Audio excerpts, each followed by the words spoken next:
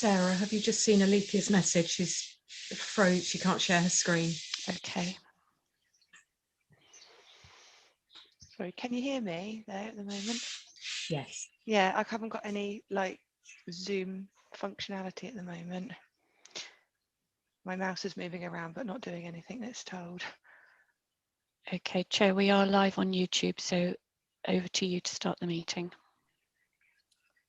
Thank you very much. Good morning and welcome to East End District Council's virtual licensing and enforcement subcommittee on the 16th of June 2021. I'm your chair, Councillor Joe Wibley. I'd like to welcome anybody watching the meeting via the live stream. All participants here today are taking part remotely, and as well as being live streamed, the meeting is being recorded. So please bear this in mind throughout, and may I remind you to be careful with your language. We also remind council members that the code of conduct applies throughout this meeting, and we reserve the right to remove and disconnect any participant who is disrupting the meeting by whatever means. As this licensing and enforcement subcommittee meeting is dependent on internet connection and a power supply, in the event of a break in the internet connection or power cut, please bear with us as we try to reconnect. If we're not able to, after 15 minutes, the meeting will be considered adjourned, and we'll reconvene at a later date, and the details of that will be on the website. All councillors have been sent an agenda for today's meeting, and any members of the public who wish to view it can do so by visiting eastdevon.gov.uk. So in the interest of all parties present, it is in the interests of all parties present that the virtual meeting is run in an orderly manner. So please bear in mind the following points throughout. Can you make sure your phones are turned off or on silent, and make sure microphones are muted when you're not speaking? The meeting is being streamed on YouTube, but please do not have YouTube on in the background because it runs out of sync with the actual meeting. Please keep points short and do not repeat points that have already been made, and do not interrupt. As the chair of the meeting, I'll advise when it is the turn of each of the participants to speak. If needed, we will have a comfort break at approximately 11. So for the purposes of confirming that the meeting is quora, we'll now do a roll call of members present. Alethea, can you do that, please?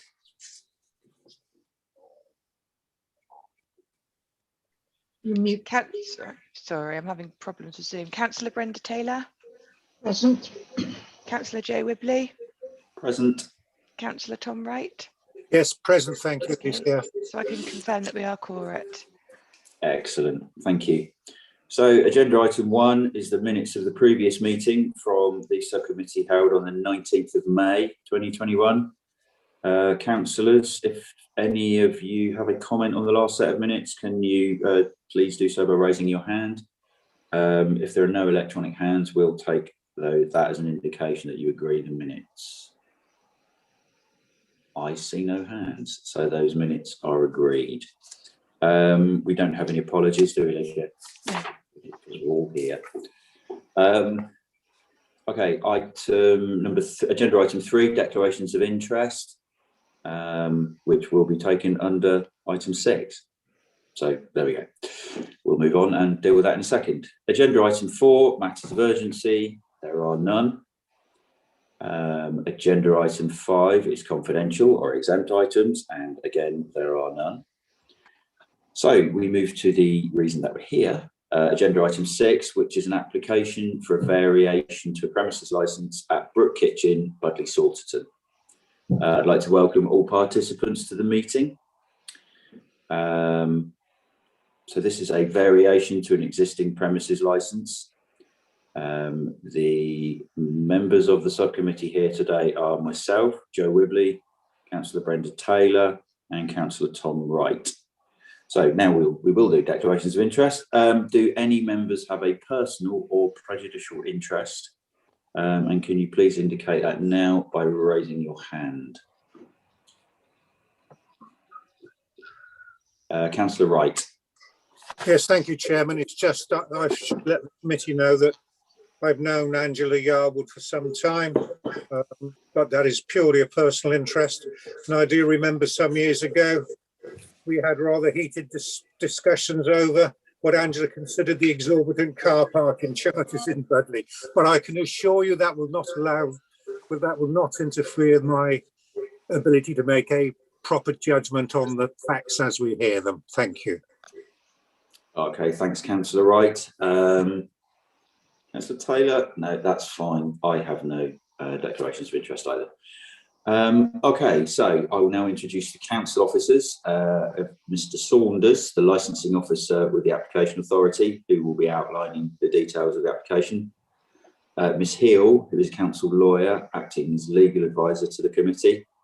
And the other supporting officers we have are Ms. Maxwell, Ms. Thompson, and Ms. Jenkins. I would now like to identify who in present has already given notice to the council in writing that they wish to address the subcommittee and their representatives. So basically, can we check the applicant and or their representative is here? And could you confirm your name? So we have Ms. Yarwood. Yeah. Yeah, my name's Jill Sherritt. I'm representing the applicant. Brilliant. And we have the applicant here who we've spoken to previously. Right, that's great. Okay, thank you. So the licensing authority has received representations from the following responsible bodies: the police, who have reached an agreed position with the applicant, and the conditions for that are set out in Appendix H. And East Devon District Council's Environmental Health Service, who are not represented here, but have commented on the application that they have no concerns. We do have some interest. We do have an interested party, but I believe they're not in the meeting today. Yeah, so Mr. Max Hansford has raised an objection, but he has not responded to the notice of hearing, so he is not present. Right. Okay.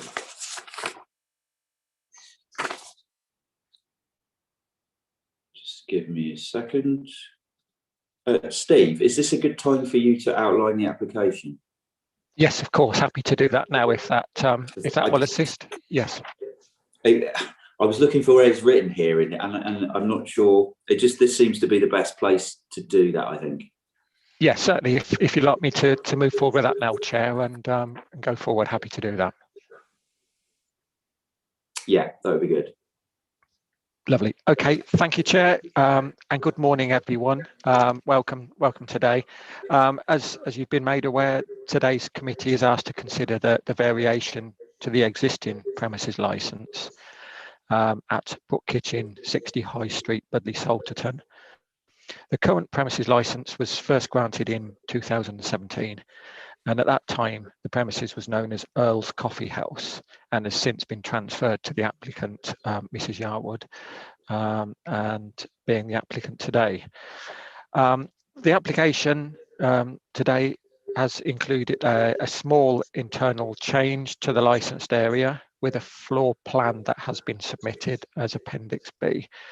And the summary of the licensable activities being proposed and varied are the sale of alcohol, which will include sale of alcohol 7 AM to 10:30 PM, and with opening hours extended beyond that to 11:30 PM. The removal of live music from the existing license conditions and the removal of the current Annex 2 and Annex 3 conditions, which would be replaced with the conditions I will refer to. There has been one representation and extensive lengths have been made by licensing staff and also by the applicant's representative to consider a form of mediation. However, the interested party is not available today and has not withdrawn the representation in writing, and so we find ourselves today having to consider the application that's been submitted. The conditions put forward on the application are in the operating schedule, and they now include an agreement reached with the police, which can be viewed at Appendix H of the report. The information you gave, Chair, is correct. There has only been one interested party representation. The police have withdrawn their representation upon an agreed position, and the environmental health team haven't submitted a representation and are satisfied with the application. A further document was produced yesterday, and thank you to Jill and Angela for details of the internal photos, which has been submitted and put forward. And lastly, I would sign off by confirming as well, there were 4 positive responses that we should and would always include in support of the current application. And I will refer you back, Chair, to continue at this point. Thank you. Thank you very much, Steve. So in terms of any other documentation that any interested parties have, if you do have any new documents, you need to introduce them by requesting immediately before you begin to address the subcommittee. The maximum time for any party to address us, including the witnesses, will be 10 minutes. And when addressing us, you should not raise any new issues not covered in the representations you've already lodged with the council, or raise issues where not relevant to the promotion of licensing objectives at issue in this hearing, which are the prevention of crime and disorder, public safety, and the prevention of public nuisance. Okay, so as we've said, the police have discussed the application with the applicant, who have agreed the conditions set out in Appendix H. Written representations we've received from interested parties principally relate to one of the 4 licensing objectives, which is the prevention of public nuisance, and the issue of noise that could emanate from the premises onto the high street and into residential properties opposite and surrounding the premises. Okay, so where I think it helpful, I may choose to lead a discussion, as that may be the most effective way of identifying key concerns and solutions. I wish to avoid formal cross-examinations, but I will allow questions at appropriate points. Okay, so Ms. Hill, could you just outline the procedure for today's hearing?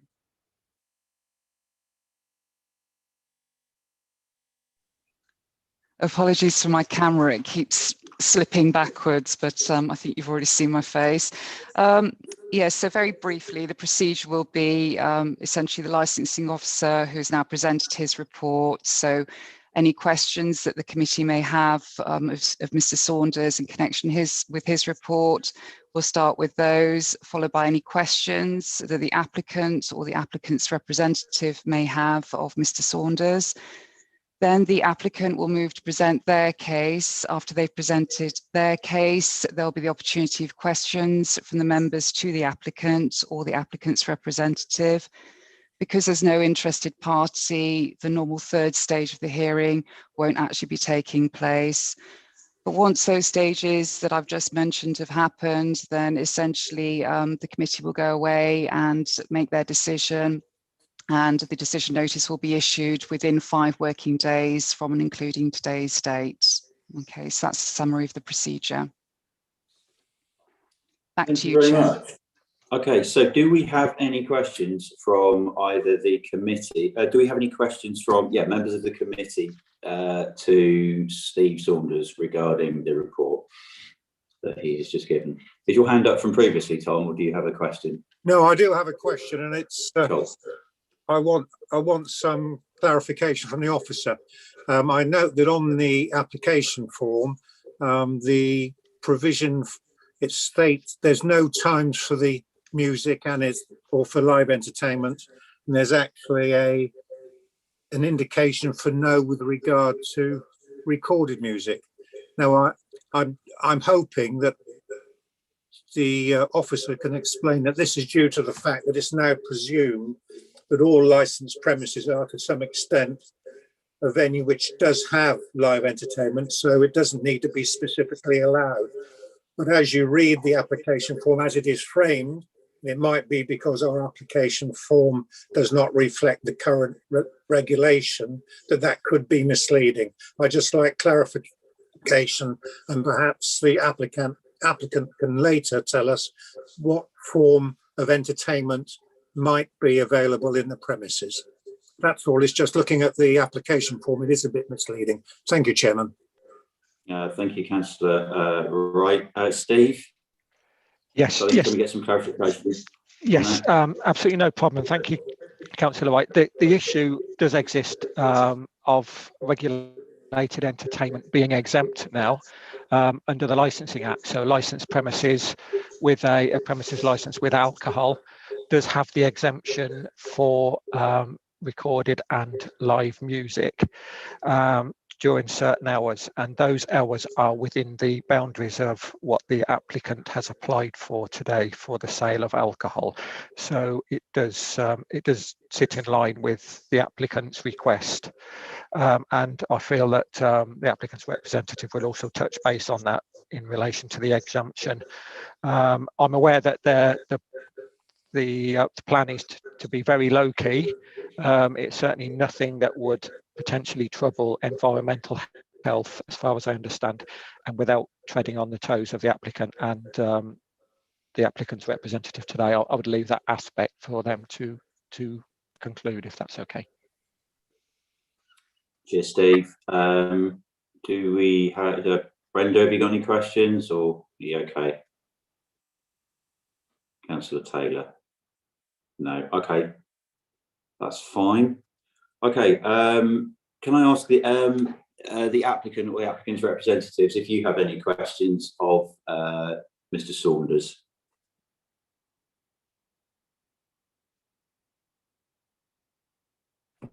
I don't, Chair. Thank you. Right. Okay, that's great. Okay then. So we will now move on to the applicant's case. So yeah, you have 10 minutes, and yeah, it's. Thank you, Chair. I'll try my best in 10 minutes. I don't think I'll overrun, but I will try my best. Thank you. Yeah, my name is Jill Sherratt. I'm from Licensing Matters, and we are representing the applicants in this variation. I'll cover all of the points that have been raised in relation to entertainment. This application isn't for any form of entertainment, doesn't form part of it. And as you know, we are actually withdrawing it, but I'll come to that. So the applicants are Angela and Peter Yarwood, and they are looking to vary an existing premises licence. And I think you should all know them as the owners of Brook Gallery. They're both, I think it's fair to say, highly respected professional people, very responsible, and a major asset to Budleigh Salterton in terms of bringing culture to the town, helping it thrive with their business. They bring a lot of people into the town, and of course they employ local people. As you've already heard, the premises licence was first granted in 2017. It was known as Earl's Coffee House. I think it was an NatWest Bank before that. And the premises licence was transferred to Mr. and Mrs. Yarwood on the 22nd of March this year. They have a connection with the business anyway. Approximately 5 years ago, they took on part of the building. The sister company to Brook Gallery is Brook Contemporary Fine Arts Consultancy, and that is located in this building. So Brook Kitchen, I think I'm right in saying, will be at the front, and the secondary business will be behind it in the same building. So you've seen the photographs, I hope. They've already opened Brook Kitchen. It's already serving food. They've put in significant investment to modernise and improve the interior. And the business is an informal and relaxed art cafe. And passion for creativity, a love of artisan and cultural pursuits that are central to the success of Brook Gallery are now also going to be brought forward into the food focus of art event will be Brook Kitchen, because they're going to already are displaying the art that they have on sale, and it will reflect the themes that will go and run across venues. So they're bringing to the town a hospitality venue where local people can enjoy a relaxing time with friends close to home. They're bringing something new in a lovely setting, and hopefully it's going to be a major asset. The food on offer is going to centre around sensitively sourced local and organic produce. And to reflect all of these changes, they want to extend the alcohol hours. And it's to enable them to manage the business according to demand and to have flexibility. to run this business based on what is happening locally. Alcohol isn't the focus of the business, far from it. But in terms of being involved in local events, which is very much on the agenda, the literary festival, the arts festival, they're all part of the plan on those occasions. Angela wants to open her doors to the festivals and not have to worry about, does she have the hours on the licence, does she need to apply for temporary event notices, and so on. Temporary event notices are difficult for operators. They're not really ideal when you can have a permanent licence in place. They're also not any good for residents either, because residents don't have any power over temporary event notices. And as you'll know, she could apply for temporary event notices for much later than the hours applied for in this application, for 21 years, 21 days in a year. That's going up to 26 very soon. But far better, she has a premises licence for everything that they do at this venue, and that could be regulated. And know that there's the power of review that residents have available to them should anything go wrong. So, as you know, alcohol's already been sold here for 5 years with no complaints, issues or problems. It wasn't the intended focus then, it's not the intended focus now. And in terms of flexibility and the reasons for the hours, I will say that Mr. Hansford is only concerned about the later hours, and we can only deal with the matters that he has raised. As you know, he is the only objector. Now he's only raised the end of the hours, and we will explain the reasoning behind what we've applied for. They're not late. It's 10:30 for alcohol sales with a 11:30 closure of the doors. 11 o'clock is the nationally accepted hour for the end of alcohol sales. It has been since 1964, the previous legislation. And when we're talking about the deregulation of entertainment, it has been deregulated, and the powers that be, the government, chose 11 o'clock as the cut-off point across the board for entertainment. So the hours being applied for are not late. And what we've also done, we have tried to get hold of Mr. Hansford, and the council officers know this, they've worked with us. We tried to try and explain to him the reasoning behind, he was concerned about the 11:30 kicking out time. Well, there's a reason for that, and that is to give an hour at the end of the evening, where it gives longer time to wind the evening down nice and slowly. That has been a very purposeful addition to this licence, based on our advice on licensing matters, because it is the widely accepted way of doing things, because it reduces disturbance. If you were to go for an earlier licence at 10:30, you could potentially be throwing 25 to 30 people out all at once. That would disturb local residents. By framing a licence in this way and giving an hour at the end, people will naturally finish the drinks, and they'll naturally leave in their own time, in 2s and 3s and in their small groups, and they won't then disturb the residents. It's widely accepted good practice. So that's why we've done that within this application. I think that obviously you'll want to speak to Angela, and she'll give you more detail about the intentions for the business. I don't think that there's any intention of opening late. I think the food's going to stop at 10 o'clock. So the wind down period is likely to be much longer anyway. So legally, this application stands very strongly, and I will say I understand the concern of residents, because they see the blue notice, they see the hours applied for, and they think automatically that a premises is going to be selling alcohol for the whole of those hours that are applied for. Well, that's never the case. Certainly not the case here. It's there, as I've said, for flexibility. We've tried to speak to him to explain the process, but unfortunately not been able to. So it's a very, very simple application. We've got the hours, the conditions. All I will say there is it's clear to me that the gentleman who applied for this licence originally did so himself, and the conditions that were on the licence were not proportionate, they were not appropriate for a business of this nature. When we take on a job like this, we do the risk assessment of businesses, and we look at where the risk is, and it was clear to me immediately extremely low risk, and the conditions needed removing. So we've removed them. and started afresh. And we've done that on the application, but then also in line with the police. And you know that the police are in agreement and have extended some of the conditions and changed them, but that has all been sorted. So the conditions are now proportionate for this type of application. You've heard about the plan, the very, very minor changes. In terms of entertainment, the legal position with entertainment is that any premises with on sales can now conduct live and recorded music without any permission.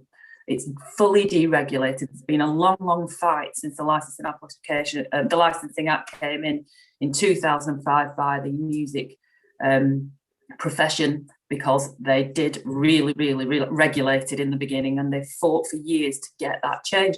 And you know, it's for exactly this reason. It's for premises like this that they did it. It's for cultural pursuits and to allow music to take place in premises such as this. So they don't need a license for it. It's not part of this application, and as you know, we've removed it completely for that reason. So that's the application. Angela will fill you in on anything that you need to know. All I'm asking you to do from a licensing point of view is to take this case on its merits. You look at the owners, the type of people that they are, their track record in business, the type of premises that this is, and it's a business that will attract responsibly minded clientele who enjoy a quieter night in a more upmarket venue based on art and culture. They're not high risk, the people that this place will attract in terms of their behaviour. We've got 30 seconds remaining. Thank you. Yeah, all I wanted to say, if I can find it, is just to really refer you back to why we're here. And we're here because of one representation. You've people living above, no one else has raised any kind of concerns. And my final point would be that the authorities and the position of the authorities should weigh heavily upon you.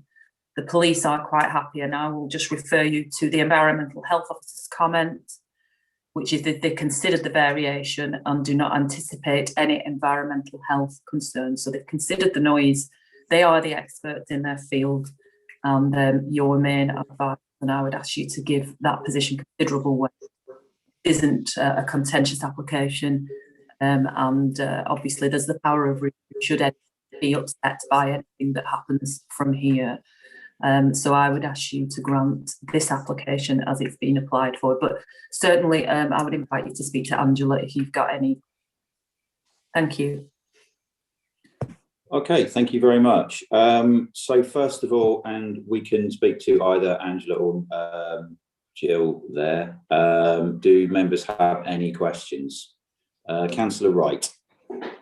Sorry, Chairman, sorry to bother you again. The one other variation in this licence is for the provision of off sales. Now, I know off sales have always been an integral part of any licensed premises. It's taken that they do have off sales, and I'm just wondering what sort of off sales the applicant envisages. Is it sort of wine tastings when you can buy the offer, or is it just going to be a general provision to buy booze for consumption off the premises? That's all. Thank you, Chairman. Thank you very much. So I don't know, Angela or Jill, if you'd like to respond to that. I'll respond to that. It's simply somebody having a bottle, an expensive bottle of wine, not finishing it, and they want to take it home. It's not going to, as you've already said, the off sales comes hand in hand with a non-license, and it's just for people to take things home should they, you know, people can go in and buy a bottle of wine for off the premises if they wish, but I can't imagine that happening. It's really in circumstances where they just want to take something they haven't finished home. Yeah. Okay, thank you. Thank you, that's fine, thank you. Cheers. Councillor Taylor. Thank you. Can you hear me? Yeah. You can. Well, it was the same point that Tom raised. I thought it's not really the appropriate to sort of wandering and buying drinks at taking bottles away, but I can, as they've explained, that's not the purpose, and I think it's I can't see that be a problem with off sales. Thank you. Okay, thank you, Councillor Taylor. Do we have any more questions from members? I don't think I have any questions. Okay, we haven't got any interested parties, to ask questions. So we don't have any interested parties to put their point across. So I'd like to thank the applicant's representative and advise that the subcommittee will notify all parties of its decision within 5 working days. We'll go off and have a chat now. And yeah, you will be notified within 5 working days. Okay, so that brings our meeting to an end. And I'd like to thank everyone, including members of the public watching online, for taking part. I'll just remind those present that the supporting officer will confirm in the meeting is no longer being recorded or going live. And until then, your comments will be live to the public.